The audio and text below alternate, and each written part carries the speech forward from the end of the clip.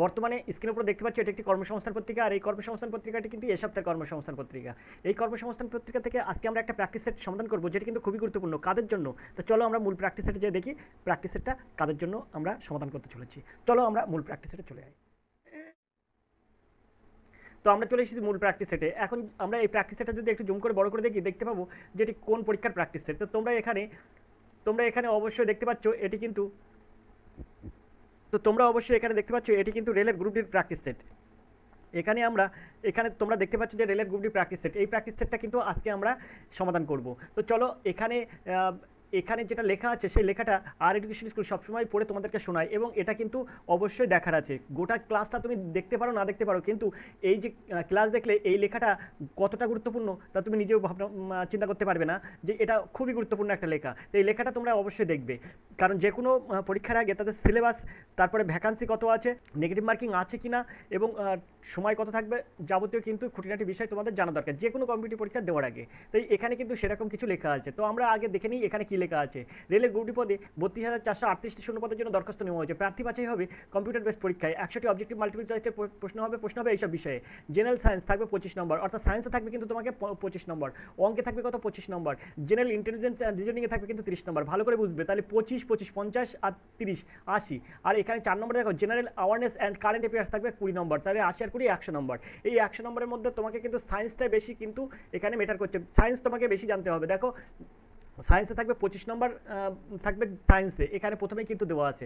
অঙ্কে থাকবে 25 নম্বর, এই আর আর এখানে দেখো রিজনিংয়ে থাকবে 30 নম্বর, তিনটেই কিন্তু সায়েন্সের সঙ্গে সম্পর্ক। তাই তোমরা এরকম বারবার করে সিলেবাস মেনটেন করে তোমরা পড়বে, তাহলে সায়েন্স তোমাকে কিন্তু যথেষ্ট ভালোভাবে দেখতে হবে। আর এর জন্য কিন্তু আর এডুকেশন স্কুল তোমাদের জন্য প্রতিনিয়ত কিন্তু সায়েন্সের ক্লাস করাচ্ছে, অনলাইনে প্রত্যেক দিন কিন্তু সায়েন্সের ক্লাস করাচ্ছে আর এডুকেশন স্কুল রেডিওর গুরু পরীক্ষার জন্য। এছাড়াও কিন্তু অঙ্ক এবং রিজনিং তাদেরকে শেখাচ্ছে। তো তোমরা যদি চাও তাহলে সরাসরি আর এডুকেশন স্কুলের সঙ্গে কথা বলতে পারো 85 39 82 506 এই নাম্বারে ফোন করে। তো যে কোনো সময় তুমি ফোন করতে পারো, অসুবিধা নেই। তো ফোন করে তোমরা জানতে পারো। এবারে দেখো, এবারে 4 নম্বরে আছে general awareness and current affairs, এতে থাকবে কিন্তু 20 নম্বর। কারেন্ট অ্যাফেয়ার্সের কিন্তু ক্লাস প্রতিনিয়ত কিন্তু করানো হয়। তো আমরা এরপরে দেখবো কী আছে, এরপরে কী লেখা আছে। সময় থাকবে কিন্তু মোট 1.5 ঘন্টা। এই পরীক্ষায় নেগেটিভ মার্কিং আছে, এইখানে কিন্তু একটা ব্যাপক ফ্যাক্ট, এইটা তোমরা ভালো করে মন দিয়ে শুনবে। নেগেটিভ মার্কিং আছে এখানে কিন্তু একটা প্রচণ্ড একটা ফ্যাক্ট তোমাদের জন্য। তোমরা এই যে এই নেগেটিভ মার্কিং আছে, এই জায়গাটায় তোমরা কোথায় এগিয়ে যাবে, কেউ আবার এর জন্য পিছিয়ে যাবে। কেন আমি বলছি এরকম কথা, কারণ তুমি মনে করো একটা পরীক্ষায়, কম্পিটিটিভ পরীক্ষায় কোয়ালিফাই করার জন্য নেগেটিভ মার্কিং কিন্তু এর প্রধান শত্রু হয়ে দাঁড়ায়। কারণ এই নেগেটিভ মার্কিংয়ের জন্য তুমি এগিয়ে যাবে, আবার কিন্তু এক পা যদি এগিয়ে যাও 2 পা কিন্তু পিছিয়ে যাবে এই নেগেটিভ মার্কিংয়ের জন্য। মনে করো তুমি 100টা প্রশ্ন উত্তর দিয়েছো, তার মধ্যে 60টি সঠিক করেছো, 40টা ভুল করেছো, নেগেটিভ মার্কিং নিয়েছো। তো 40টা ভুলের জন্য, একটা ভুলের জন্য 3 নম্বর কাটা, তুমি মোটামুটি 13 নম্বর থেকে 13.5 নম্বর তোমার কাটা গেল। তাহলে তোমার আমি 13 নম্বরই বলছি, তুমি 60টি প্রশ্নের সঠিক উত্তর করেছো, তুমি পাচ্ছ কত, 13 নম্বর বাদ দিলে থাকছে তোমার 47। তুমি কিন্তু 60টি প্রশ্নের সঠিক উত্তর করে 47 পাচ্ছ। যে 70টা প্রশ্নের সঠিক উত্তর করেছে সে তোমার মতো 60টি প্রশ্ন সঠিক করেছে, 70টা প্রশ্নের উত্তর করেছে, তার মধ্যে তোমার মতো 60টি প্রশ্নের সঠিক উত্তর করেছে, 10টি কিন্তু তার ভুল গেছে। তাহলে সেভাবে কত, সেভাবে কিন্তু ঠিক 3 কম, 60-এর থেকে 3 কম মানে 57। তুমি পাচ্ছিলে 47, সে পারলো 57। ঠিক সেমভাবে যদি কেউ 60 নম্বরের প্রশ্নের উত্তর করে আসে এবং কোনো নেগেটিভ মার্কিং না নিয়ে আসে, তাহলে কিন্তু সে 60-এ 60 পেয়ে গেল। তাহলে কে কোথায় এগিয়ে গেল তোমরা বুঝতে পারছো। আর রেলের গ্রুপ ডি পরীক্ষায় এমন একটা পরীক্ষা যেখানে কিন্তু তোমার নেগেটিভ মার্কিং আসবেই, কারণ তোমাকে এমন সুন্দর করে তারা ওই প্রশ্নগুলোর উত্তর দেবে, জানা প্রশ্নও তুমি নেগেটিভ মার্কিং করে ফেলবে। তাই তোমাকে একদম শিওর যে প্রশ্ন যে উত্তর সেই উত্তর তোমাকে করে আসতে হবে, তাহলে তুমি কিন্তু কোয়ালিফাই করতে পারবে, এবং অনেকের থেকে কিন্তু তুমি বেশি কোয়ালিফাই করতে পারবে। তুমি থাক না, তুমি 60টি প্রশ্নই করো, 100 প্রশ্ন উত্তর করতে হবে না, তুমি যেটা জেনুইন জানো সেটাই তুমি করো, কারণ এখানে কিন্তু তোমাকে পাস করতে হবে। আর পাস করলেই কিন্তু তুমি কোয়ালিফাই, একবার যদি তুমি করো তাহলে তুমি শারীরিক সক্ষমতার পরীক্ষা দেখাতে পারলেই কিন্তু তুমি এতে চান্স পেয়ে যাবে। তো সেই জন্য তোমাকে কিন্তু এই নেগেটিভ মার্কিং কথা বারবার করে বলছি। আর এডুকেশন স্কুল তোমাকে কিন্তু ভালোর জন্যই বলবে। এবার দেখো পরে আছে, দেখো তো তারপরে দেখো 3টি প্রশ্নের ভুল উত্তরের জন্য প্রাপ্ত নম্বর থেকে কিন্তু 1 নম্বর কাটা হবে। প্রশ্ন হবে বাংলায়। এই পরীক্ষাটি যে ধরনের প্রশ্ন আসার সম্ভাবনা, তেমনই 50টি প্রশ্ন উত্তর নিয়ে বিশ্লেষণ করে চাকরি পরীক্ষার বিশেষজ্ঞ বিজয় হালদার। তো বিজয় হালদারের সব প্রশ্নগুলো কিন্তু একদম সাজেশনমূলক প্রশ্ন, এই স্যারের প্রশ্নগুলো কিন্তু মিস হয় না। তাই এই প্রশ্নগুলো তোমরা মানে একদম মনোযোগ সহকারে A to Z দেখলে তোমাদের জন্য অনেক ভালো এবং হেল্পফুল হবে। তো চলো আমরা 1 নম্বরের প্রশ্ন দেখি, বিজয় হালদার স্যার 50টি প্রশ্ন কেমন করেছে। খুব ভালো প্রশ্ন করেন এই স্যার। তো চলো আমরা 1 দাগের প্রশ্ন দেখি। তো আমরা 1 দাগের প্রশ্ন দেখবো, তার জন্য একটু জুম করে বড় করে নেব। দেখো 1 দাগের প্রথম প্রশ্ন কি আছে দেখো। তো একের থেকে প্রথম প্রশ্ন আছে, দেখো এখানে 4-এর মাথায় 11, 7-এর মাথায় 5 আর 11-এর মাথায় 2, এগুলো বলা হয় পাওয়ার। ঠিক আছে, 4-এর পাওয়ার 11, 7-এর পাওয়ার 5 আর 11-এর পাওয়ার 2। উপরের সংখ্যাটিতে কয়টি মৌলিক গুণিতক আছে? তুমি এটাকে কীভাবে সমাধান করবে? দেখো 4-এর পাওয়ার 11 আছে, তাই তুমি এখানে 2 হচ্ছে মৌলিক সংখ্যা, তা 2 গুণ 2, তাহলে কিন্তু এটা দুটোই মৌলিক সংখ্যা হলো 2 2। তো এর পাওয়ার 11, এরও পাওয়ার 11, আর ইন্টু এই 7-এর পাওয়ার 5, 5 থেকে গেল, ইন্টু 11-এর পাওয়ার, এটা এখানে 3 হবে, এটা 3, কিন্তু 11-এর পাওয়ার 3। আশা করি তোমরা বুঝতে পেরেছো। তাহলে এখানে আমরা মোট হচ্ছে, এখানে বলছে উপরের সংখ্যাতে কয়টি মৌলিক গুণিতক আছে। তো এখানে দেখো 11 আর 11 22, 22 আর 5 27, 27 3 30, তাহলে 30টা মৌলিক সংখ্যা আছে, 30টি মৌলিক গুণিতক আছে, অর্থাৎ দ্বিতীয় হবে সঠিক উত্তর। আশা করি তোমরা বুঝতে পেরেছো। চলো আমরা 2-এর দাগের প্রশ্ন দেখি। 2-এর দাগের প্রশ্ন আছে, দেখো 2 অঙ্কের একটি সংখ্যার অঙ্কদ্বয়ের স্থান পরিবর্তন করলে সংখ্যাটি পূর্বের তুলনায় 27 কম হয়। যদি সংখ্যাটি অঙ্কদ্বয়ের অনুপাত 1:2 হয়, তাই মূল সংখ্যাটি কত? যেহেতু মূল সংখ্যা বার করতে বলেছে, তাই তোমাকে এখানে নির্ণয় করা খুবই সহজ। আর এডুকেশন স্কুল তোমাদেরকে একটা কথাই বলবে, যদি লাভ ক্ষতি, সরল সুদ, চক্রবৃদ্ধি সুদ, শতকরা, ট্রেন সংক্রান্ত অঙ্ক, নদী স্রোত, নৌকা স্রোতের অঙ্ক, এই অঙ্কগুলো বাদ দিয়ে যাবতীয় যে অঙ্কগুলো আছে সবগুলোই কিন্তু তুমি সমাধান উত্তর থেকে করতে পারবে, এবং অঙ্ক করে তোমার যা না সময় যাবে, সমাধান উত্তর থেকে তুমি সমাধান খুব কম সময় করতে পারবে। দেখো এই অঙ্কটা আমি কীভাবে সহজে সমাধান করছি। এখানে বলছে মূল সংখ্যাটি কত, তো তুমি মূল সংখ্যাটা কত সেটা তোমাকে নির্ণয় করতে হবে। তো এখানে তোমার মূল সংখ্যা 36, 63, 48 আর 54 দেওয়া আছে। এবার তোমাকে এখানে বলছে না, এই যে 2 অঙ্কের একটি সংখ্যার অঙ্কদ্বয়ের স্থান পরিবর্তন করলে সংখ্যাটি পূর্বের তুলনায় 27 কম হয়। ঠিক আছে, আমি এই যে 63 আছে না, এই 63টা আমরা পরিবর্তন করছি, অর্থাৎ এই 6-এর জায়গায় আমরা দেবো 3, আর এই 3-এর জায়গায় আমরা দেবো 6। দেখো স্থান পরিবর্তন করেছি, এই যে স্থান পরিবর্তন বলছে 63 মূল সংখ্যা হলে তার স্থান পরিবর্তন করে 3 আর 6 করেছি। এখন 36 আর 63 এইটার বিয়োগফল কত? দেখো এইটার বিয়োগফল হচ্ছে 27। তার মানে কি, স্থান পরিবর্তন করলে সংখ্যাটি পূর্বের তুলনায় 27 কম হয়। আসলে বুঝতে পেরেছো? তাহলে 63 36 হয়ে যাচ্ছে, তাহলে 27 কম হয়ে যাচ্ছে। ব্যাস, প্রথমটা আমার মিলে গেল। যদি সংখ্যাটির অঙ্কদ্বয়ের অনুপাত 1:2 হয়, অর্থাৎ এই যে 3 6, এইটার অনুপাত বার করো, তাহলে 3:6 অনুপাত বার করি, 3 1 3 আর 3 দ্বিগুণে 6, দেখো 1:2 হচ্ছে অনুপাত। আশা করি বুঝতে পেরেছো। তবে মূল সংখ্যাটি কত? তাহলে মূল সংখ্যাটি অবশ্যই 63। খুব সুন্দরভাবে এসব অঙ্ক ক্যালকুলেশন লাগে না, জাস্ট মুখে মুখে এসব উত্তর হয়ে যায়। চলো আমরা 3-এর দাগের প্রশ্ন দেখি। আর এডুকেশন স্কুল তোমাকে অঙ্ক শিখিয়ে ছাড়বে যদি আর এডুকেশন স্কুলের হাত ধরো। আর এডুকেশন স্কুল একমাত্র তুমি আর এডুকেশন স্কুল ক্লাস করলে তোমার একটা সময় তুমি বলবে যে আমি অঙ্ক জানতাম না, কিন্তু এখন অঙ্ক জানি। এরকমভাবে তুমি কিন্তু চলে আসবে। নিয়মিত আর এডুকেশন স্কুলে ক্লাস করো, দেখবে তুমি পারবে। এর জন্য আর এডুকেশন স্কুলের হেল্প নাও। ফোন করো 85 382 506 এই নাম্বারে। আমরা 3-এর দাগের প্রশ্ন দেখব। 3-এর দাগের প্রশ্ন কি আছে? একটি পরীক্ষায় 78% পরীক্ষার্থী ইংরেজিতে পাস করে, 67% পরীক্ষার্থী অঙ্কে পাস করে, 10% পরীক্ষার্থী ইংরেজি ও অঙ্কের দুটি বিষয়ে ফেল করে। কত শতাংশ দুটি বিষয়ে পাস করে? এখন এখানে বলছে পাস করে কতজন, তাই তোমাকে নির্ণয় করতে হবে। ঠিক আছে, এখানে যেহেতু বলেছে ফেলের অপোজিট অর্থাৎ পাস করে হয়ে যাবে। এখানে বলছে দেখো 78% পরীক্ষার্থী ইংরেজিতে পাস করে এবং 67% পরীক্ষার্থী অঙ্কে পাস করে, তাহলে 78 আর 67 কত হচ্ছে? 145। 78 আর 67 হচ্ছে 145। আর এই জায়গায় বলছে 10% পরীক্ষার্থী ইংরেজি এবং অঙ্কের দুটি বিষয় ফেল করে। আমরা এখানে কিন্তু পাস ধরেছি, দুটো পাশে যোগ করেছি, তাহলে এই পাসটা কত হবে? এখানে 10% পরীক্ষার্থী ইংরেজি এবং অঙ্কের দুটি বিষয় ফেল করে, তাহলে 10% যদি ফেল করে তাহলে পাস করে 90%। তো 145 থেকে আমরা 90 বিয়োগ করব, তাহলে উভয় বিষয় পাস করে কতজন আমার বেরিয়ে যাবে। এখান থেকে 145 থেকে 90 বাদ দিলে হয়ে যাবে কত? 55। তাহলে এর সঠিক উত্তর হবে কিন্তু 55%। বিদ্যা হবে সঠিক উত্তর। একদম চোখের নিমেষে এই অঙ্ক সমাধান করা যায় এইভাবে। এখন তুমি বলতে পারো যে স্যার আমি এই নিয়ম করবো না, আরেকটি নিয়ম করবো। ঠিক আছে, চলে এসো। আমরা 100 থেকে 78 বাদ দেবো, থাকবে আমাদের 22। তো আমরা এখানে দিলাম 22 প্লাস দিলাম। এবার 100 থেকে 67 বাদ দাও, তাহলে থাকবে কত? 23। থাকবে 33, তাহলে আমরা এখানে 33 যোগ করব। তাহলে দেখো 22 যোগ 33। আর এখানে দেখো 10% পরীক্ষার্থী ইংরেজি এবং অঙ্কের দুটি বিষয় ফেল করে। ঠিক আছে, তো এখানে আমরা কিন্তু ফেল করেটা বের করেছি, এখানে আমরা ফেল করেছি, তাহলে 10% ফেল করে মানে 10%টা বিয়োগ করে দেবো। আশা করি তোমরা বুঝতে পেরেছো। এইবারে এই যে মোট, এটা আমরা ক্যালকুলেশন করব।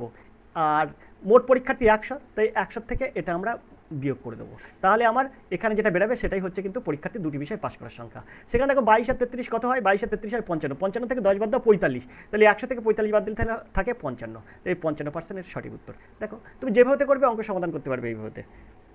এবার আমরা 4 দাগের এই প্রশ্নটা দেখব। একটি স্কুলে যতজন বালক আছে তার থেকে 15 জন বেশি বালিকা আছে। যদি বালিকার সংখ্যা 10% বৃদ্ধি পায় এবং বালকের সংখ্যা 16% বৃদ্ধি পায়, তবে বালকের থেকে বালিকার সংখ্যা 9 জন বেশি হয়। তাহলে ওই স্কুলে মোট কতজন ছাত্রছাত্রী আছে? তো এখানে আমরা খুব সহজে সমাধান করব। প্রত্যেকটা অপশান থেকে এই যে 15 বাদ দেবো, কারণ এখানে বলছে মোট ছাত্রছাত্রীর সংখ্যা, তার থেকে যদি আমরা যে 15 জন বালিকা বেশি হয় বালকের থেকে, যদি আমরা 15 জন বিয়োগ করি, তাহলে যে সংখ্যাটা দাঁড়াবে সেটা যদি 2 দ্বারা বিভাজ্য হয় তাহলে সেটাই তার উত্তর হবে। তো দেখো 300 থেকে আমরা 15 বিয়োগ করব, তাহলে হয়ে যাবে কত? 285, যেহেতু 285 2 দ্বারা বিভাজ্য নয়, তাই কিন্তু এটা এর উত্তর হবে না। 265 থেকে আমরা 15 বিয়োগ করব, তাহলে হয়ে যাবে কত? 265 থেকে 15 বিয়োগ করলে হয়ে যাবে 250। এই 250 যেহেতু 2 দ্বারা বিভাজ্য, তাহলে এটাও হতে পারে, তাই আমরা এটা নিয়ে দেখব।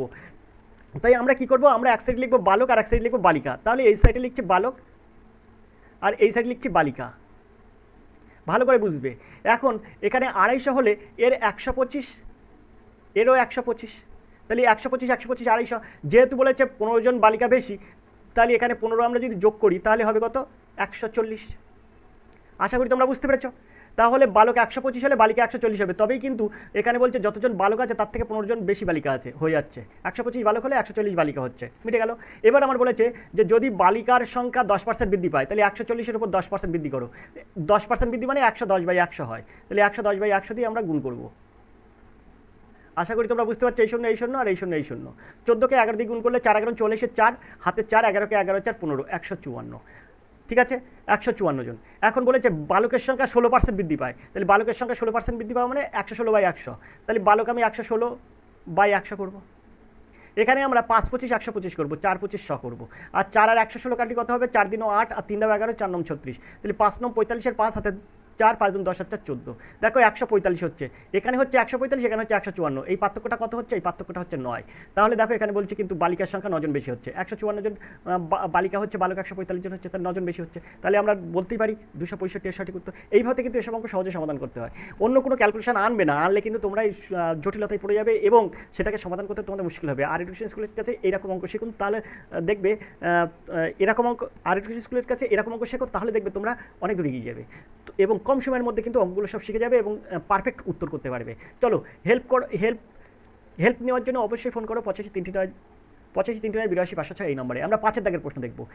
এক ব্যবসায়ী কোনো দ্রব্য কিনে সেটিকে 20% লাভে বিক্রয় করলো। যদি সে দ্রব্যটি 20% কম দামে কিন্তু ও 75 টাকা কমে বিক্রি করতো, সে 25% লাভ করতো। তাহলে ওই ব্যবসায়ী দ্রব্যটি কত টাকায় কিনেছিল? তাহলে দ্রব্যটির এখানে উত্তর চাইছে দ্রব্যটি কত টাকায় কিনেছিল, ভালো করে বুঝবে। এটা তোমরা কীভাবে এটা সমাধান করবে। এখন এই জায়গায় লিখবো ক্রয় আর এখানে লিখবো বিক্রয়। প্রথমে বলছে 20% লাভে বিক্রয় করেছে, তাহলে 100 টাকা যদি ক্রয় মূল্য হয় তাহলে বিক্রয় মূল্য 120 টাকা, তাহলে 20% লাভ হয়ে যাচ্ছে।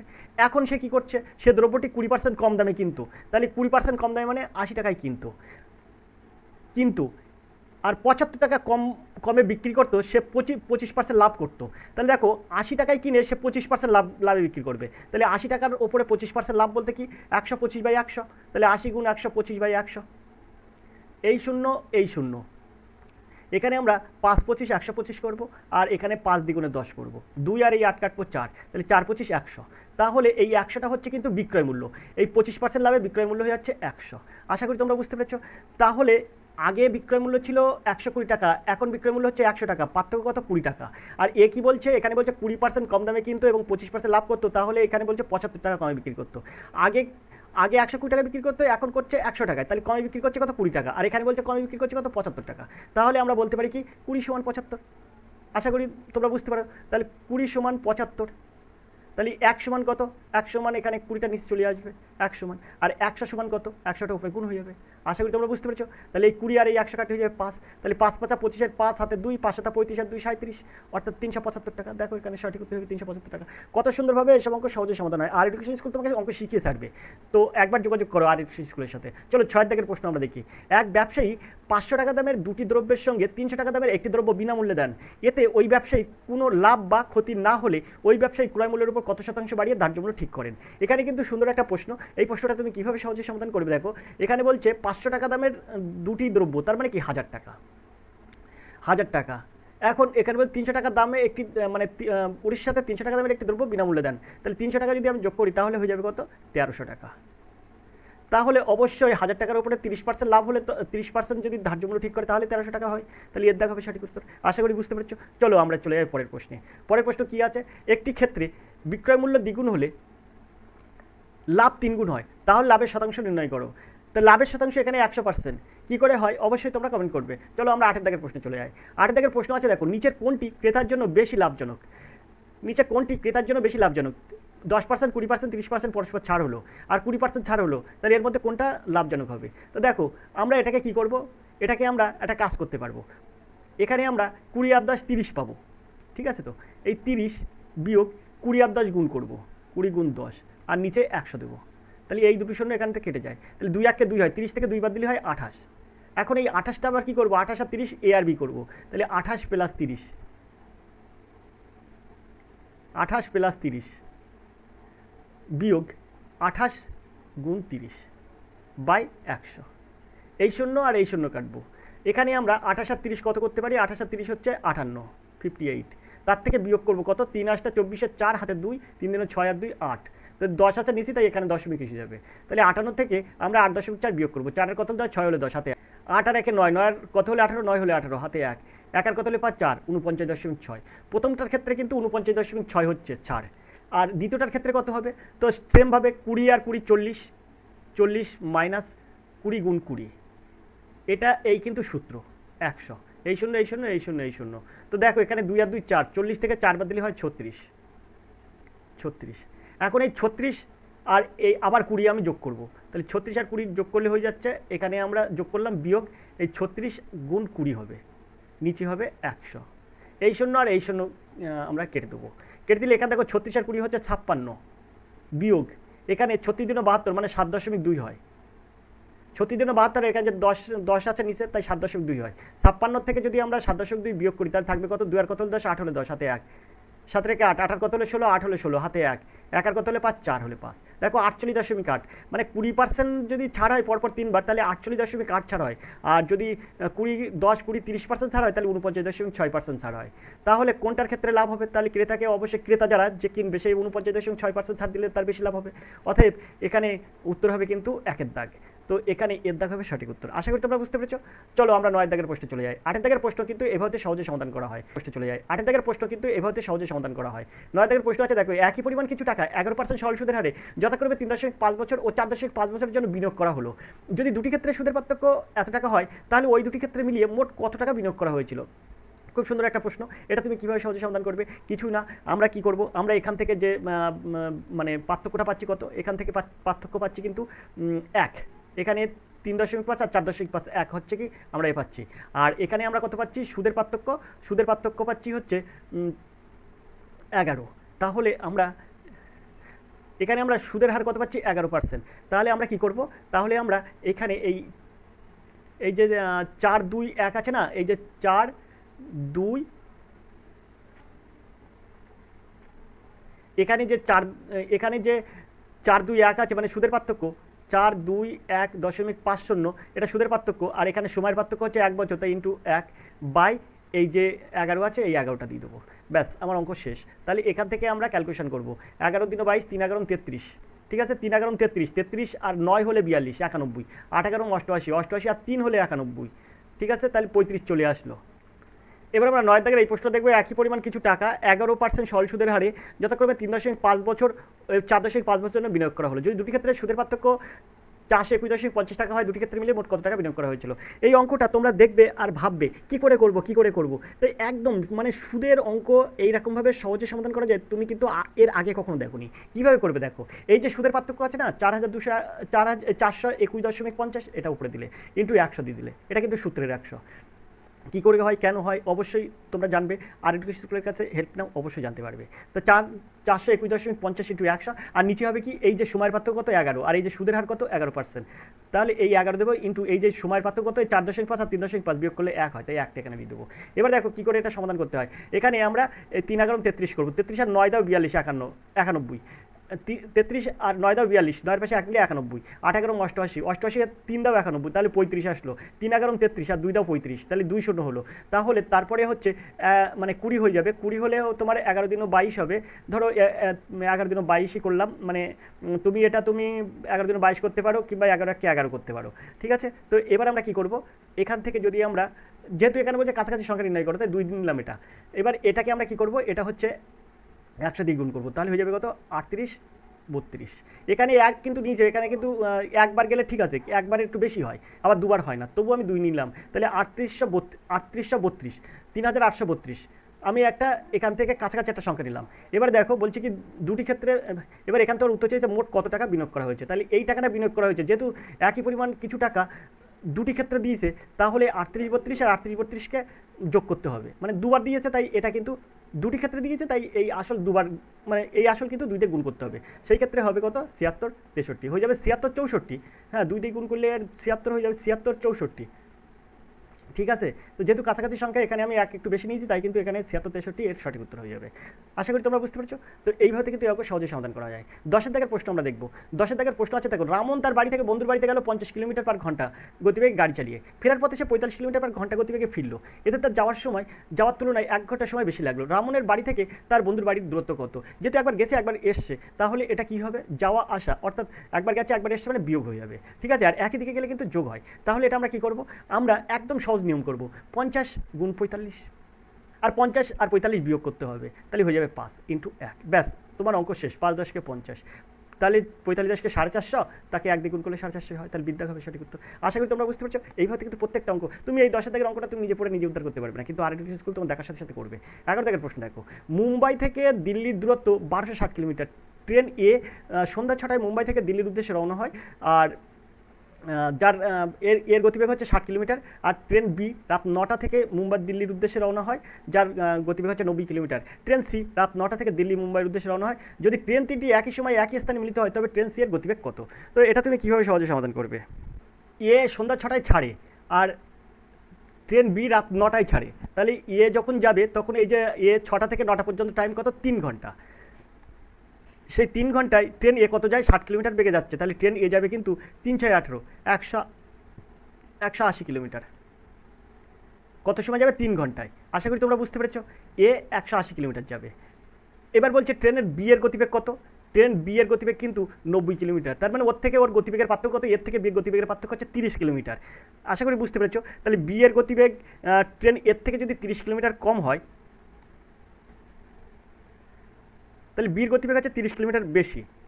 এবারে দেখো, যেহেতু বি ট্রেনের গতিবেগ 30 কিলোমিটার বেশি, তাহলে এই 180 কিলোমিটার যেতে ওই সময় কত সময় লাগবে, মানে বি ট্রেন এ ট্রেনকে কত সময় ধরবে? তাহলে 180কে তুমি যেহেতু 30 কিলোমিটার বেশি, তাহলে 30 দিয়ে ভাগ করো, তাহলে এটা 6 ঘন্টায়। 6 ঘন্টা পরে কিন্তু ট্রেন ধরে ফেলবে, মানে বি ট্রেন এ ট্রেনকে ধরবে। তখন কটা বাজবে, যেহেতু বি ট্রেন কটার সময় বেরিয়েছিল, রাত 9টার সময়, তাহলে 6 ঘন্টা পরে মানে 9 6 15, অর্থাৎ রাত 3টের সময় কিন্তু এ বি একসঙ্গে মিলিত হবে রাত 3টায়, মানে বি ট্রেন এ ট্রেনকে ধরে ফেলবে। বুঝতে পেরেছো আশা করি। এবারে দেখো, এবারে তোমার এখানে সেই সময়ে ট্রেন বি কতটা যাচ্ছে, সেই সময় ট্রেন বি যাচ্ছে কিন্তু দেখো মোট হচ্ছে ট্রেন বি এর গতিবেগ হচ্ছে 90 কিলোমিটার, ঠিক আছে তো। আর ও 6 ঘন্টার পরে গিয়ে ধরছে, তার মানে 90কে 6 দিয়ে যদি গুণ করো, তাহলে 540 কিমি কিন্তু এই ট্রেনটা যাচ্ছে, মানে বি ট্রেন 540 কিমি যাচ্ছে, তারপরে কিন্তু ধরছে এই ট্রেনকে। আশা করি বুঝতে পেরেছো। এবারে তোমার কি হচ্ছে, যখন 540 কিমি যাওয়া হয়ে গেল, তাহলে তোমার বাকি থাকছে কত, এই 1260 কিমির থেকে 1260-এর থেকে এই 540 বিয়োগ করব, তাহলে কত সময় বাকি থাকছে, তাহলে কতটা পথ বাকি থাকছে কিন্তু 720 কিমি পথ। 720 কিমি, এই 720 কিমি পথটা সি ট্রেন কত সময় যাবে সেটা তোমাকে নির্ণয় করতে হবে। তো এই দেখো, সি ট্রেন 9টায় দিল্লি থেকে মুম্বাইয়ের দিকে রওনা হয়।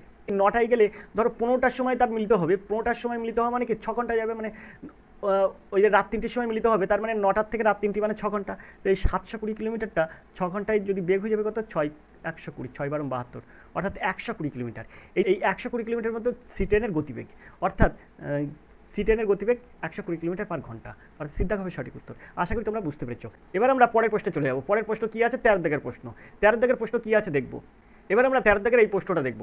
13 দাগের প্রশ্ন আছে, দেখো, একটি নৌকা স্রোতের প্রতিকূলে 2 কিলোমিটার গিয়ে আবার আগের স্থানে ফিরে আসলো। এতে নৌকাটির মোট 30 মিনিট সময় লাগলো। যদি স্রোতের গতিবেগ 3 কিলোমিটার পার ঘন্টা হয়, তবে স্থির জলে নৌকার গতিবেগ কত? তা আমরা যাচ্ছি কত, অনুকূলে যাচ্ছি একবার, প্রতিকূলে ফিরে আসছি। তাহলে এখানে 2, মোট দূরত্ব 2, তাহলে অনুকূলে যাচ্ছি তখন কী হবে, তখনই নৌকা সমান সমান অনুকূল যোগ প্রতিকূল হয়ে যাবে। তাহলে অনুকূলে যখন যাবো তখন নৌকা যোগ স্রোত হবে। তার নৌকা কত, নৌকার গতিবেগটা তোমাকে নির্ণয় করতে হবে। তার নৌকার গতিবেগ মনে করো এক্স, প্লাস স্রোত কত, স্রোত 3। আর যখন প্রতিকূলে ফিরবে তখন নৌকা মাইনাস স্রোত, তুমি 2 কিমি আসছো, এক্স মাইনাস 3। আশা করি তোমরা বুঝতে পেরেছো। এই দুটোর সমষ্টি, অর্থাৎ যেতে আসতে সময় লাগছে কত, যেতে আসতে সময় লাগছে 1-2 ঘন্টা। আশা করি তোমরা বুঝতে পেরেছো। 1-2 ঘন্টা কেন, 30 মিনিট সমান 1-2 ঘন্টা, ব্যাস আমার অঙ্ক হয়ে গেল। 2/x+3 2/x-3 equal 1/2। আশা করি তোমরা বুঝতে পেরেছো, এটা 1/2 কিন্তু।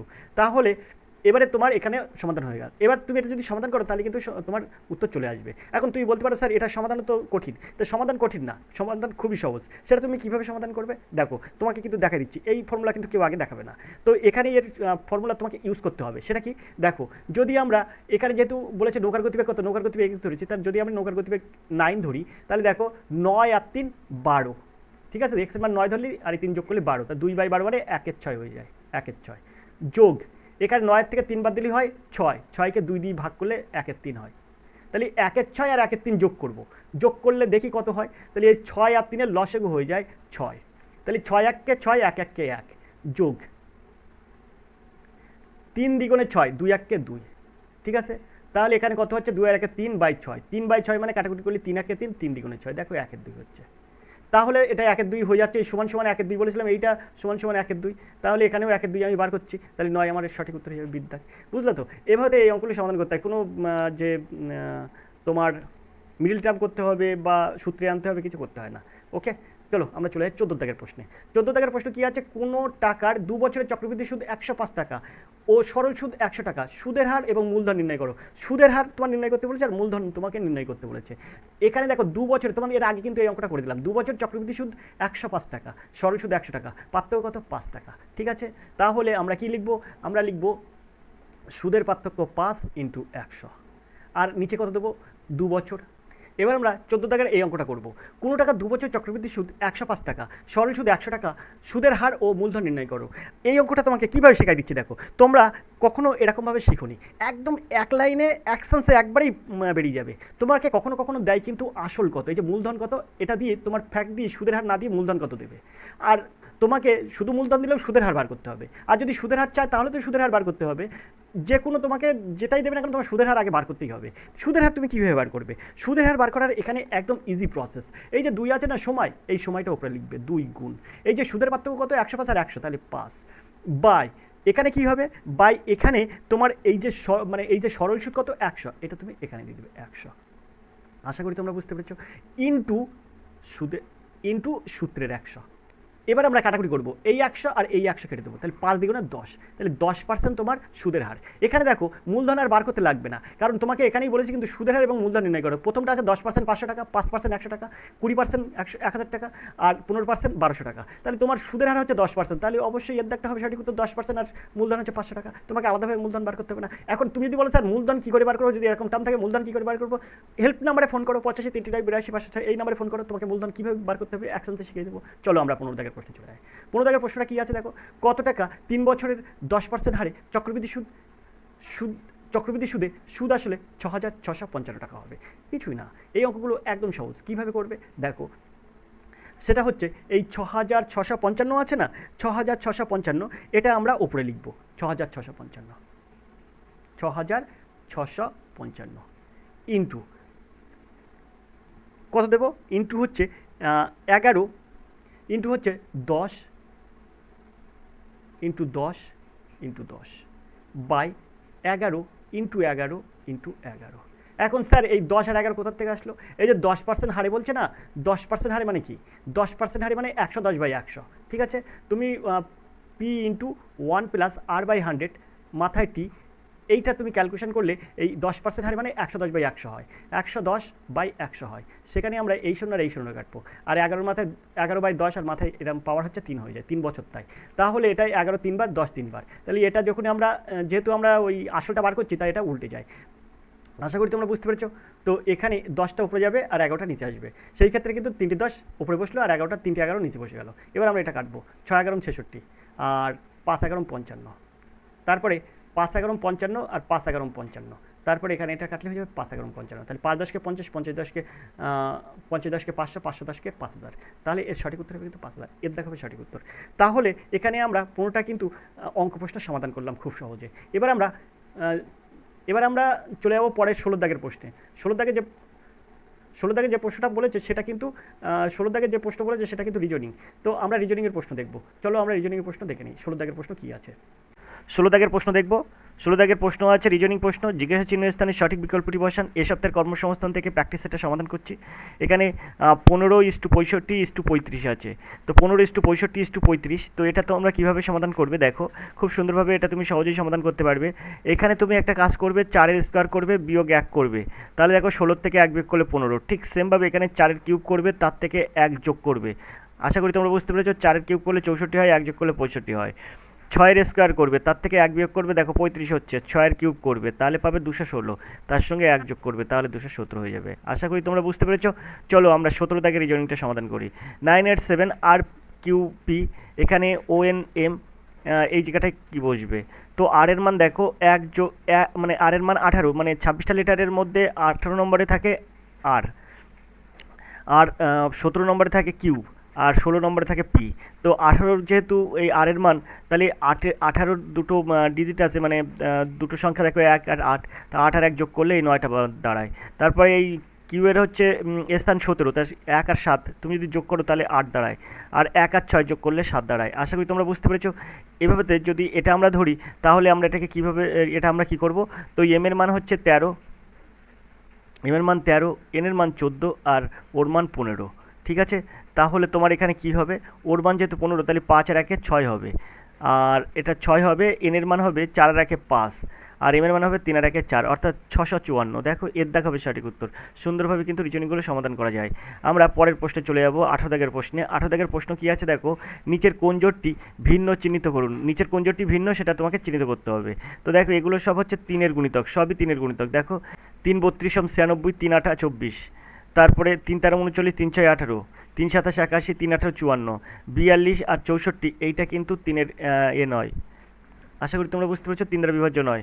তাহলে এর সঠিক উত্তর হবে কিন্তু এই ডির দাগ। এখানে ভিন্ন চিহ্নিত করুন, তা ডির দাগ হবে সঠিক উত্তর। আমরা 19 দাগের প্রশ্নে চলে যাবো। একটি সারিতে একটি গাছ টি এর অবস্থান বাম দিক থেকে সপ্তম, ডান দিক থেকে চতুর্দশ হলে শ্রেণীতে কতগুলি গাছ আছে? তা বাম দিক থেকে সপ্তম আর ডান দিক থেকে 10 অর্থাৎ 14, তাহলে 17 আর 14 কত যোগ করলে কত হয়? 21 হয়। এই 21 থেকে তুমি একটি দুবার ধরা যাবে না, কারণ বাম দিক থেকে একবার ধরছি, ডান দিক থেকে একবার ধরছি, তাই একটা তুমি বিয়োগ করে দাও, তাহলে 21 থেকে একবার দিলে 20। তো এখানে বলেছে শ্রেণীতে কতগুলি গাছ আছে, তো শ্রেণীতে কিন্তু 20টি গাছ আছে। সিদ্ধাক হবে সঠিক উত্তর। আমরা 20 দাগের প্রশ্নে চলে যাব। 20 দাগের যে প্রশ্নটা আছে দেখো, সুনীল তার স্থান থেকে পূর্ব দিকে হাঁটছে। 1 কিলোমিটার হাঁটার পর সে বাম দিকে 45 ডিগ্রি ঘোরে, তারপর ডান দিকে 90 ডিগ্রি ঘোরে। সে এখন কোন দিকে আছে? তা তুমি এদিকে এরকম ইস্ট ওয়েস্ট নর্থ সাউথ করো। তাহলে তুমি ইস্ট করবে এদিকে, ওয়েস্ট করবে এদিকে, এদিকে করবে নর্থ, এদিকে করবে সাউথ। প্রথমে আমার কি বলছে, 1 কিলোমিটার হাঁটার পরে পূর্ব দিকে হাঁটছে 1 কিলোমিটার, তাহলে এদিকে মনে করো এই পর্যন্ত 1 কিলোমিটার হাঁটছে। হাঁটার পরে কী করছে, সে বাম দিকে 45 ডিগ্রি ঘুরছে, তার মানে বাম দিকে এদিকে 45 ডিগ্রি ঘুরলো, এটার মান হচ্ছে 45 ডিগ্রি। ঘোরার পরে সে কী করছে, সে ডান দিকে 90 ডিগ্রি ঘোরে, তার মানে ডান দিকে 90 ডিগ্রি ঘোরে, মানে এটা যদি 180 ডিগ্রি হয় তখন এরকম হয়ে যাবে কিন্তু 90 ডিগ্রি। আশা করি বুঝতে পেরেছো। তাহলে এখানে হয়ে যাবে, এটার মান হয়ে যাবে এই জায়গার থেকে এটার মান 90 ডিগ্রি। ঠিক আছে,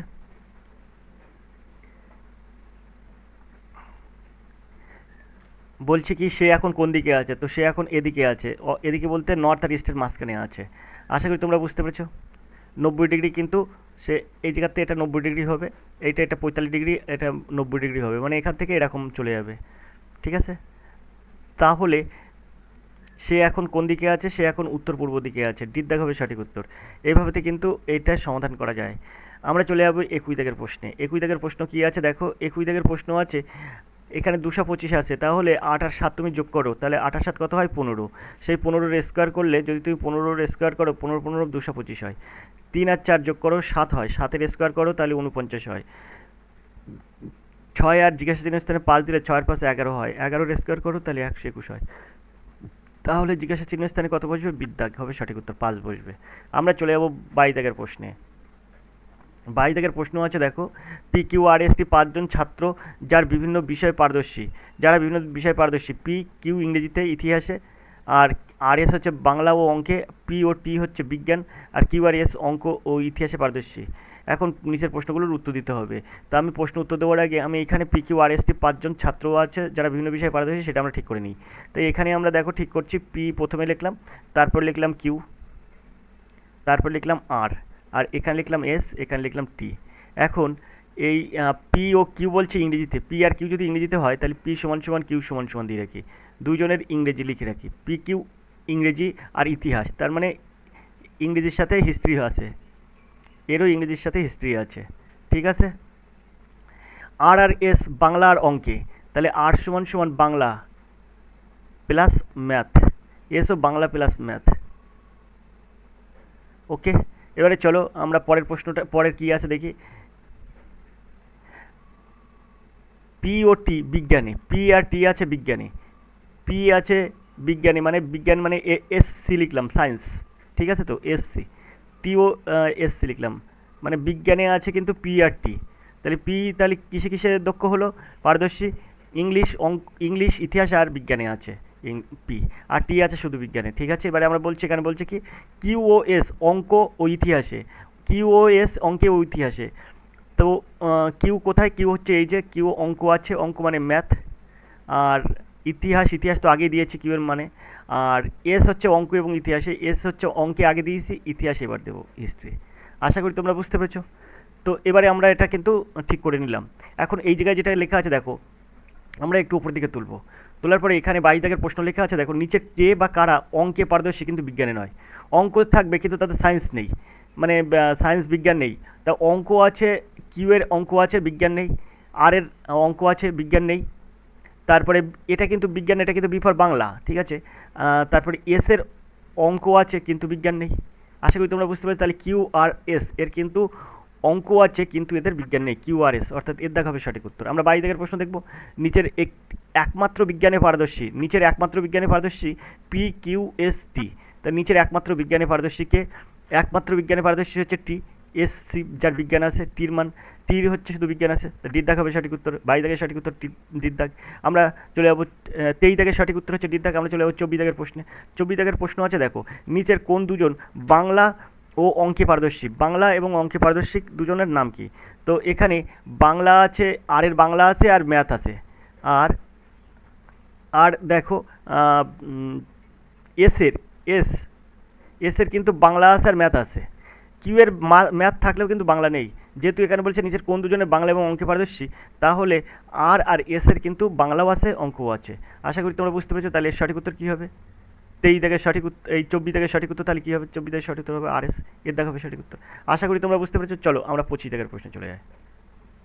25 দাগের যে প্রশ্নটা আছে দেখো, এখানে বলেছে এই যে জিনিসটা, এই যে ছবিটা এঁকে দিয়েছে, তার এখানে এই যে ছবিটা এঁকে দিয়েছে, এই ছবিটার এই যে এদিকে আছে যে দর্পণ, এই দর্পণের প্রতিবিম্ব নির্ণয় করতে, এরকম এটা দর্পণের প্রতিবিম্ব নির্ণয় করতে গেলে বিদ্যাগ হবে সঠিক উত্তর। এটা কিন্তু দর্পণের প্রতিবিম্ব নির্ণয় মানে এই এই যে 25 দাগের সঠিক উত্তর হবে কিন্তু বিদ্যাগ, দর্পণে কিন্তু এরকম ছবি দেবে। চলো 26 দাগের প্রশ্ন কী আছে? 26 দাগের প্রশ্ন আছে দেখো, এই নোটকে এটা লেখা হয় তাহলে টিমকে কী লেখা হবে, টাইমকে কী লেখা হবে? নোটকে যদি এটা লেখা হয়, টাইমকে এটা কী লেখা হবে? তাহলে এন এর পরে এটা আমরা দেখবো তাহলে কীভাবে করা যায়। এখানে আমরা পি দেবো, এখানে আমরা কিউ দেবো, এখানে আমরা ভি দেবো, এখানে আমরা জি দেবো। এখন এন এর পরে ও দাও, তারপরে পি, ওর পরে পি দাও, তারপরে কিউ, টির পরে ইউ দাও, তারপরে ভি, ইর পরে এফ দাও, তারপরে জি। তার মানে একটা করে লেটার কিন্তু বাদ দিয়ে কিন্তু এটা আসছে। সেমভাবে আমরা এস টি আছে, তাহলে এখানে ইউ হবে, তারপরে ভি হবে, আয়ের পরে আই জে, তারপরে হবে কিন্তু কে, তারপরে এম এর পরে এন, তারপরে হবে কিন্তু ও, আর এখানে আছে ই, তারপরে এফ হবে, তাহলে এখানে জি। একটা করে লেটার কিন্তু বাদ দিয়ে এইটা পেলাম, ভি কে ও জি। তা ভি কে ও জি এর সঠিক উত্তর হবে টাইম সমান ভি কে ও জি। অর্থাৎ আমরা যদি উত্তর নেব উত্তর হবে কিন্তু ভি কে ও জি। চলো আমরা দেখি পরের পেজে মানে তোমার অপশান কী আছে, অপশানটা দেখি, অপশান দেখি ভি কে ও জি লেখা আছে কিনা। তো দেখো এখানে কিন্তু ভিকে ওজি আছে কিন্তু বিদ্যাগ, তো বিদ্যাগে বির অপশানে কিন্তু ভিকে ওজি আছে, তাহলে এখানে আমরা বলতে পারি বিদ্যাগ হবে সঠিক উত্তর, মানে অপশান বি হবে সঠিক উত্তর। আমরা চলে যাবো 7 দাগের প্রশ্নে। মহারাষ্ট্র ভারত টেক্সাস জিজ্ঞাসা চিহ্ন। তো মহারাষ্ট্র যদি ভারত হয়, টেক্সাস হবে ইউএসএ, অর্থাৎ মহারাষ্ট্র ভারতের মধ্যে অবস্থিত, টেক্সাস কিন্তু ইউএসএর মধ্যে অবস্থিত। বিদ্যাগ হবে সঠিক উত্তর। চলে যাবো আমরা পরের প্রশ্নে, 28 দাগের প্রশ্নে। 28 দাগের প্রশ্ন আমরা দেখব। তো 28 দাগের প্রশ্ন দেখব। 28 দাগের প্রশ্ন কী আছে? 28 দাগের প্রশ্ন আছে দেখো, বিবৃতি দিতে হবে। বিবৃতি আছে কোনো থলি কাপড় নয়, সব থলি চামড়া। কোনো চামড়া কাপড় নয়, কিছু চামড়া কাপড়, কিছু চামড়া থলি। তো এখান থেকে এর সঠিক উত্তর হবে কিন্তু মানে এখানে বলছে কোনো থলি কাপড় নয়, ঠিক আছে, সব থলি চামড়া। তার মানে কাপড় যেটাই আছে সেটা কিন্তু হবে না উত্তর। তো দেখে একের অপশানে কাপড় জড়িত আছে, তো এটাও হবে না। বির অপশানে দেখো কাপড় জড়িত আছে, কিন্তু সির অপশানে দেখো অর্থাৎ 3-এ দেখো কিছু চামড়া থলি, এই এই যে এটাই হবে এর সঠিক উত্তর।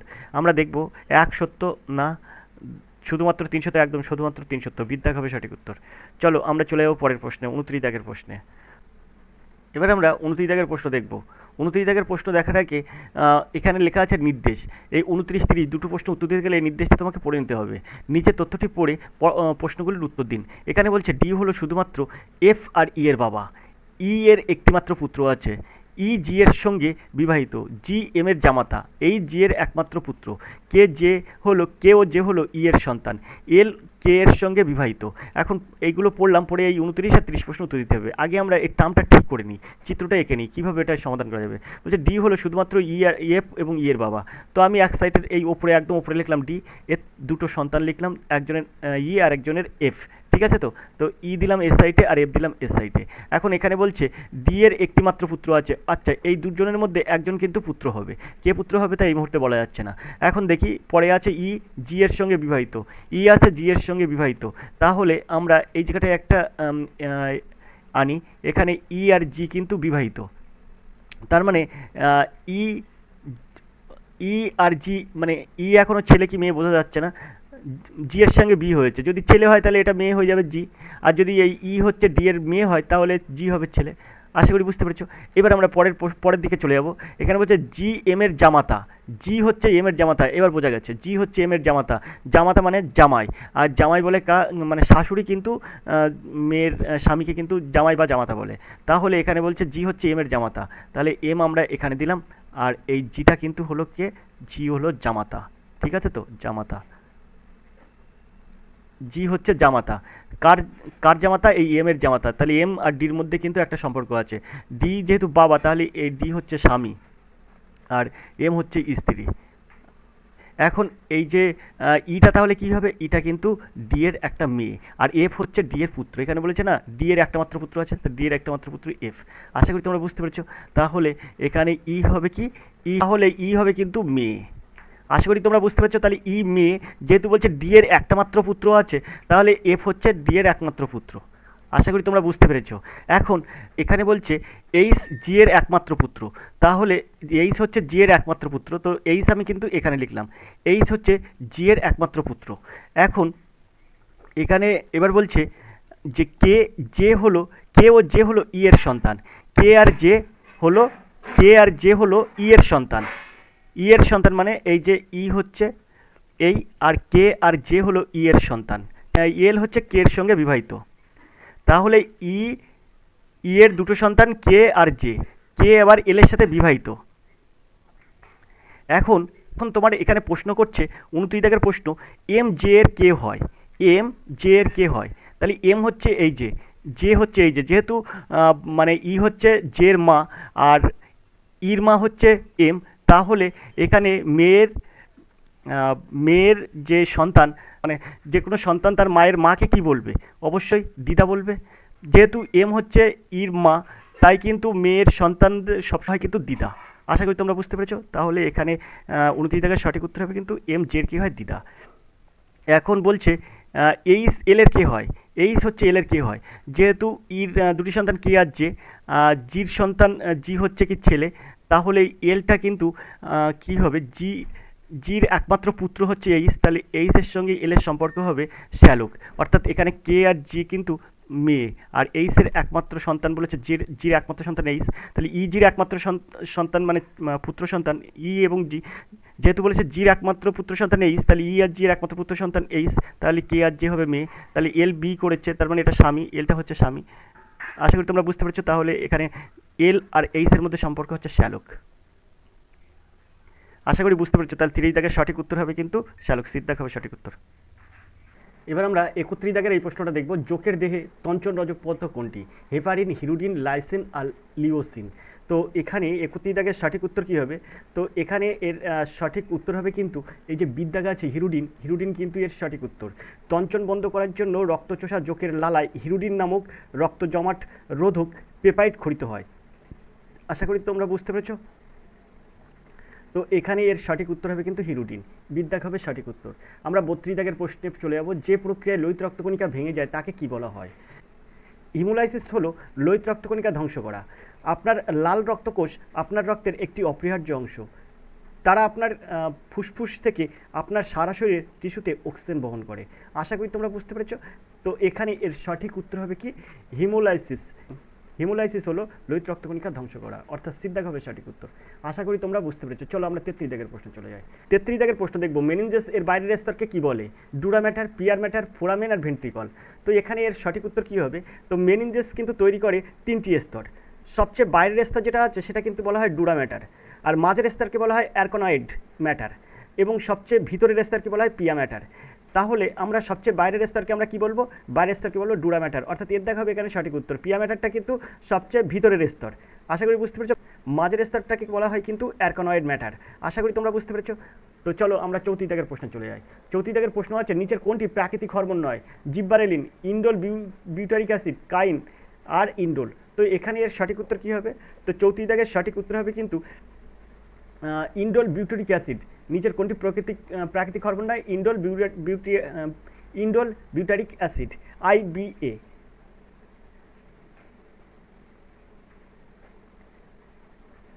এগুলো নিয়মিত হরমোন হতে পারে যা উদ্ভিদের টিস্যু থেকে পৃথক করা হয়। উদাহরণস্বরূপ আমরা যদি বলি যে এই যে ইন্ডোল বিউটারিক অ্যাসিড, উদাহরণস্বরূপ যদি বলতে পারি তাহলে বলতে পারি IAA, 2,4-D। এসবগুলো কিন্তু এই যে প্রাকৃতিক হরমোন নয়। চলো আমরা চলে যাব পরের প্রশ্নে। পরের প্রশ্ন কী আছে দেখব। 35 দাগের প্রশ্ন। 35 দাগের প্রশ্ন আছে দেখো, একটি অ্যামোনিফাইং ব্যাকটেরিয়া হলো সিউডোমোনাস, থিউব্যাসিলাস, নাইট্রোসোমোনাস আর ব্যাসিলাস র্যামোসাস। তো একটি অ্যামিনোফাইং ব্যাকটেরিয়ার নাম কি? তো এখানে এর সঠিক উত্তর হবে ব্যাসিলাস রামোসাস। ব্যাসিলাস র্যামোসাস হচ্ছে এর সঠিক উত্তর। ডির দাগ হবে সঠিক উত্তর। ব্যাসিলাস, প্রোটিয়াস, কোস্টিডিয়াম, সিউডোমোনাস এবং স্ট্রেপ্টোমাইসিস এগুলো হলো কিন্তু অ্যামিনোফাইং ব্যাকটেরিয়া। এখানে আমরা ব্যাসিলাস র্যামোসাস করলাম, এছাড়াও আরও কিন্তু তোমরা শুনে রাখো, শুধু ব্যাসিলাস দিলেও কিন্তু সেটা কিন্তু তোমার হবে ওই অ্যামিনোফাইং ব্যাকটেরিয়া। তারপরে আছে প্রোটিয়াস, তারপরে ক্লোস্ট্রিডিয়াম, তারপরে হচ্ছে সিউডোমোনাস, স্ট্রেপ্টোমাইসিস, এগুলো কিন্তু সব অ্যামিনোফাইং ব্যাকটেরিয়া। আশা করি তোমরা বুঝতে পেরেছো। 34 দাগের প্রশ্ন দেখবো। 34 দাগের যে প্রশ্ন আছে, নীলবর্ণের বর্ণান্ধতাকে কি বলে? নীলবর্ণের বর্ণান্ধতাকে কি বলে? প্রোটোনোপিয়া, ডিউটেরোনোপিয়া আর ট্রাইটোনোপিয়া আর নিউটানোপিয়া। তো এখানে এর সঠিক উত্তর কী হবে? নীলবর্ণের বর্ণান্ধতাকে কী বলা হয়? ক্ষুদ্র তরঙ্গ দৈর্ঘ্য সংবেদনশীল কোনো সিস্টেমের নিষ্ক্রিয়তা ঘটিত বর্ণান্ধ ট্রাইটোনোপিয়া বলা হয়, বা ঢিলেঢালাভাবে নীল হলুদ বর্ণান্ধতা বলা হয়। আশা করি তোমরা বুঝতে পেরেছো। তাহলে এখানে এর সঠিক উত্তর হবে কিন্তু ট্রাইটোনোপিয়া। নীলবর্ণের বর্ণান্ধতাকে বলা হয় ট্রাইটোনোপিয়া, অর্থাৎ ঢিলেঢালাভাবে কিন্তু বলা হয় নীল হলুদ বর্ণের বর্ণান্ধ। আশা করি তোমরা বুঝতে পেরেছো। তারপরে 37 দাগের প্রশ্ন দেখো, কোনিডিয়া কার জনন কৌশল? মিউকার, স্পাইরোগারা, প্লানেরিয়া আর পেনিসিলিয়াম। তা কোনিডিয়া এটা কার জনন কৌশল? তা কোনিডিয়ার প্রধান উদাহরণ হলো প্যানিসিলিয়াম এবং অ্যাসপারগিলাস। কোনিডিয়াকে কখনো কখনো অযৌন ক্লামিডোস্পর বা ক্লামিডিকোনিডিয়া বলা হয়। কোনিডিয়া হলো একটি ছত্রাকের অযৌন অগতিশীল স্পোর। আশা করি তোমরা বুঝতে পেরেছো। তাহলে কোনিডিয়ার জনন কৌশল কী হবে? পেনিসিলিয়াম। দিদ্দাগ হবে সঠিক উত্তর, পেনিসিলিয়াম। আমরা চলে যাবো 38 দাগের প্রশ্নে। 38 দাগের প্রশ্ন হচ্ছে, মৌ, এরিথেরিয়াম নিচের কোনটি জীবাশ্ম? ঘোড়া, পক্ষী, হাতি, গন্ডার। তো এখানে এর সঠিক উত্তর হবে কিন্তু হাতি। সিদ্ধাগ হবে সঠিক উত্তর। মৌ, এরিথেরিয়াম নিচের কোনটি জীবাশ্ম? হাতির জীবাশ্ম। আমরা 38 দাগের সি উত্তর করলাম। এবার আমরা 39 দাগের প্রশ্নে চলে যাবো। 39 দাগের প্রশ্ন কী আছে? নিচের কোনটি কঠিন থেকে তরলে পরিণত হলে আয়তনে কমে যায়? নিচের কোনটি কঠিন থেকে তরলে পরিণত হলে আয়তনে কমে যায়? তো এখানে এর সঠিক উত্তর কী হবে? নিচের কোনটি কঠিন থেকে তরলে পরিণত হলে আয়তনে কমে যায়? আমরা চলে যাবো পরের প্রশ্নে, অপশানে দেখব। তো আমরা ওপেটে অপশান আছে, অপশান দেখব। 39 দাগের সঠিক উত্তর কী হবে? তো এখানে অপশান আছে দেখো, মোম, তামা, সোনা আর পিতল। তো এর সঠিক উত্তর হবে কিন্তু পিতল। ডির দাগ হবে সঠিক উত্তর। আমরা চলে যাবো 40 দাগের প্রশ্নে। 40 দাগের প্রশ্ন আছে, 1 মেগাডাইন সমান কত নিউটন? 1 মেগাডাইন সমান কত নিউটন? তো এখানে 10⁶ নিউটন, 10 নিউটন, 10⁵ নিউটন আর n নিউটন। তো এখানে 1 মেগাডাইন সমান 10 নিউটন, অর্থাৎ বিদ্যাক হবে সঠিক উত্তর। চলো আমরা 41 দাগের প্রশ্নে চলে যাই। 41 দাগের যে প্রশ্নটা আছে দেখো, পানীয় জল, দুধ ইত্যাদি জীবাণুমুক্ত করার জন্য কোন ধরনের তরঙ্গ ব্যবহার করা হয়? শব্দতরল, শব্দোত্তর, শ্রুতিগোচর কোনোটি নয়। তো এখানে সঠিক উত্তর কী হবে? তো তোমরা এতদিন জানো পানীয় জল এবং দুধ এসবগুলো কোনো কিছু থেকে জীবাণুমুক্ত করতে কোনো কিছু পদার্থ ব্যবহার করা হয়। সেগুলো কিন্তু হতে পারে ব্লিচিং পাউডার, অন্যান্য জীবাণুনাশক ওষুধ ব্যবহার করা হয়। কিন্তু এখানে বলছে কি যে পানীয় জল এবং দুধ ইত্যাদি জীবাণুমুক্ত করার জন্য কোন ধরনের তরঙ্গ ব্যবহার করা হয়? তো এর সঠিক উত্তর হবে কিন্তু শব্দোত্তর, অর্থাৎ তালপুষ্য বয়দায়ক তয় তয় র, এই তয় তয় রটা কিন্তু এর সঠিক উত্তর হবে। এই তর না, কিন্তু শব্দে তর কিন্তু না, শব্দোত্তর। শব্দোত্তর শব্দ হচ্ছে জল এবং দুধ জীবাণুমুক্ত করতে ব্যবহার করা হয়। 41 দাগের সঠিক উত্তর হবে বিদ্যাগ। আমরা 42 দাগের প্রশ্নে চলে যাব। শব্দের বেগ বেড়ে যায় নিচের কোন ক্ষেত্রে? বায়ুর আর্দ্রতা বাড়লে, গ্যাসের ঘনত্ব কমলে, গ্যাসের উষ্ণতা বাড়লে। 1 2 সঠিক, 1 3 সঠিক, 2 3 সঠিক সবকটি। তো এখানে সবসময় মনে রাখবে তোমার শব্দের বেগ বেড়ে যায় কিন্তু সবকটির বেলায়, ডিদ্দাগ হবে সঠিক উত্তর। আমরা চলে যাব পরের প্রশ্নে। পরের প্রশ্ন কি আছে? 43 দাগের প্রশ্ন। মানুষের গমনের সময় হাঁটু ভাঁজ করতে সাহায্য করে কোন পেশি? ল্যাটিসিমাস ডসরি, গ্রাস্টোকোনেমিয়াস, অ্যাবডাক্টার ম্যাগনাস আর গ্লুটিয়াস ম্যাক্সিমাস। তো মানুষের গমনের সময় হাঁটু ভাঁজ করতে সাহায্য করে হচ্ছে গ্যাস্ট্রোকনিমিয়াস, অর্থাৎ বিদ্যাগ হবে সঠিক উত্তর। আমরা চলে যাব পরের প্রশ্নে। রস্টাম দেখা যায় কোনটিতে? 44 দাগের প্রশ্ন আছে, রস্টাম দেখা যায় কোনটিতে? তো এখানে পিঁপড়ে আছে, টিকটিকি আছে, কেঁচো আছে, চিংড়ি আছে। তো রস্টাম এটা দেখা যায় কিসে? তো এটা দেখা যায় কিন্তু চিংড়ির দেহে, ডিদ্দাগ হবে সঠিক উত্তর। আমরা 45 দাগের প্রশ্নে চলে যাব। পাতার ক্লোরোফিলযুক্ত প্যারেনকাইমা টিস্যুকে কী বলা হয়? মেসোফিল, অ্যারেনকাইমা, ক্লোরেনকাইমা আর কোলেনকাইমা। তো এখানে পাতার মেসোফিলযুক্ত প্যারেনকাইমা টিস্যুকে বলা হয় কোলেনকাইমা, ডিদ্দাগ হবে সঠিক উত্তর। আশা করি তোমরা বুঝতে পেরেছো। চলো আমরা চলে যাই পরের প্রশ্নে। পরের প্রশ্ন কী আছে? পরের প্রশ্ন আছে কিন্তু 46 দাগের প্রশ্ন। 46 দাগের প্রশ্ন কী আছে? আমরা দেখি 46 এর প্রশ্ন আছে, দেখো। পিউরাস কোথায় উৎপন্ন হয়? 46 দাগের সঠিক উত্তর কী হবে? পিউরাস কোথায় উৎপন্ন হয়? অগ্ন্যাশয়, ডিউডেনাম, লালাগ্রন্থি আর যকৃৎ। তো 46 দাগ অর্থাৎ 46 এর সঠিক উত্তর কী হবে? তো 46 দাগের সঠিক উত্তর হবে কিন্তু তো পিত্তরস কোথা থেকে উৎপন্ন হয়? তো এখানে যকৃৎ থেকে উৎপন্ন হয়। 46 দাগের সঠিক উত্তর ডিদ্দাগ। 47 দাগের প্রশ্ন দেখব। কোন বস্তু টি সেকেন্ডে এন সংখ্যক স্পন্দন সম্পূর্ণ করলে কম্পাঙ্ক এফ সমান কত? তো এখানে যে অপশানগুলো আছে তার মধ্যে সঠিক উত্তর কী হবে? তো এর মধ্যে কিন্তু সঠিক উত্তর হয়ে যাবে কিন্তু এই যে এফ সমান সমান n/t, অর্থাৎ সিদ্ধাক হবে সঠিক উত্তর। এখন তোমাদের কাছে প্রশ্ন হতে পারে, স্যার কী করে হলো?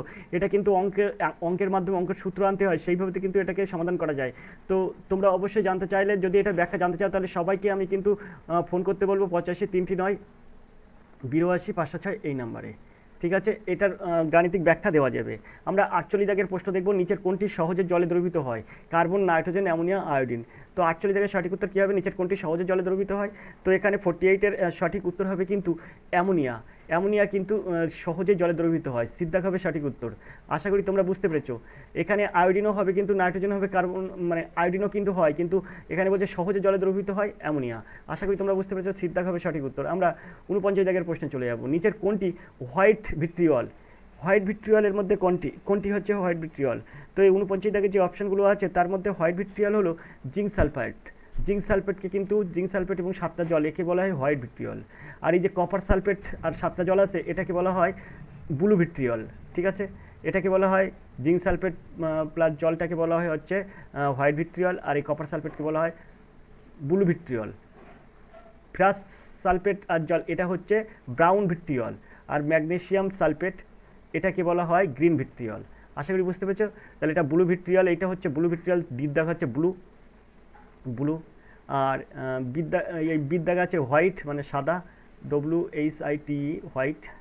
আর এটাকে বলা হয় ম্যাগনেসিয়াম সালফেট 7টা জলকে বলা হয় গ্রিন, GRWN গ্রিন। আর ফেরাস সালফেটের এটাকে বলা হয় ব্রাউন, BROWN ব্রাউন। আশা করি তোমরা বুঝতে পেরেছো। তো চারটি কিন্তু ভিট্রিয়লের নাম আমি তোমাদের বুঝিয়ে দিলাম। এবার আমরা চলে যাবো পরের প্রশ্নে। পরের প্রশ্ন কী আছে? 50 দাগের প্রশ্ন। উষ্ণতা বৃদ্ধির সাথে সাথে তরল পদার্থের দ্রাব্যতা বাড়ে, কমে, অপরিবর্তিত থাকে, বাড়তে, কমতে বা অপরিবর্তিত থাকতে পারে। এখানে 50 দাগের সঠিক উত্তর কী হবে? তো উষ্ণতা বৃদ্ধির সাথে সাথে তরল পদার্থের দ্রাব্যতা কিন্তু বাড়তে, কমতে বা অপরিবর্তিত উভয় থাকতে পারে, ডিদ্দাগ হবে সঠিক উত্তর। তো 50 দাগের সঠিক উত্তর হবে কিন্তু ডিদ্দাগ। তো অবশ্যই তোমরা দেখলে। তো আজকের ক্লাসটা অবশ্যই তোমাদের জন্য খুবই গুরুত্বপূর্ণ। তো এই ক্লাসটা যদি ভালো লাগে তাহলে অবশ্যই লাইক করবে, কমেন্ট করবে, শেয়ার করবে। দেখতে থাকো আর এডুকেশন স্কুল। দেখা হবে পরের ক্লাসে। ততক্ষণ তোমরা ভালো থাকো, সুস্থ থাকো। ধন্যবাদ। তোমাদের দিন শুভ হোক।